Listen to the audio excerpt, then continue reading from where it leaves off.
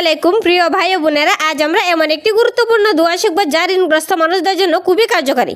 এই দোয়াটি মহানবী সাল্লাল্লাহু আলাইহি সাল্লাম নিজে শিক্ষা দিয়েছেন। আজকের সময়ে অনেক মানুষ ঋণের ভারে দুশ্চিন্তায় থাকে, মনে শান্তি হারিয়ে ফেলে। কিন্তু মনে রাখবেন, আল্লাহ চাইলে সবকিছু সম্ভব হয়ে যায়। এক সাহাবী ঋণের কষ্টে ভুগছিলেন, তখন রাসূল সাল্লাল্লাহু আলাইহি সাল্লাম তাকে এই দোয়াটি পড়তে শিখিয়েছেন। এই দোয়াটি পড়লে ইনশাআল্লাহ ঋণ পরিশোধের পথ সহজ হয়ে যায়। দোয়াটি হলো এই: আল্লাহুম্মা কফিনি বিহালালিকা আন হারামিকা ওয়াগনিনি বিফাদলিকা আম্মান সিওয়াক। তার অর্থ হলো, হে আল্লাহ, তোমার হালাল রিজিক দিয়ে আমাকে হারাম থেকে দূরে রেখো, আর তোমার অনুগ্রহে আমাকে অন্যের মুখাপেক্ষী হওয়া থেকে মুক্ত করো। ভাই ও বোনেরা, এই দোয়াটি পড়বেন ফজরের নামাজের পরে অথবা এশার নামাজের পরে। দিনে অন্তত একবার, চাইলে 3 থেকে 7 বারও পড়তে পারেন। পড়ার সময় মনে মনে ঋণের কথা আল্লাহর কাছে বলবেন। আল্লাহ জানেন কোন বান্দার কত কষ্ট। মনে রাখবেন, দুয়ার সাথে সাথে আমাদের হালাল পথে থাকার চেষ্টা করতে হবে। আসুন আমরা বিশ্বাস রাখি, আল্লাহই আমাদের একমাত্র সাহায্যকারী।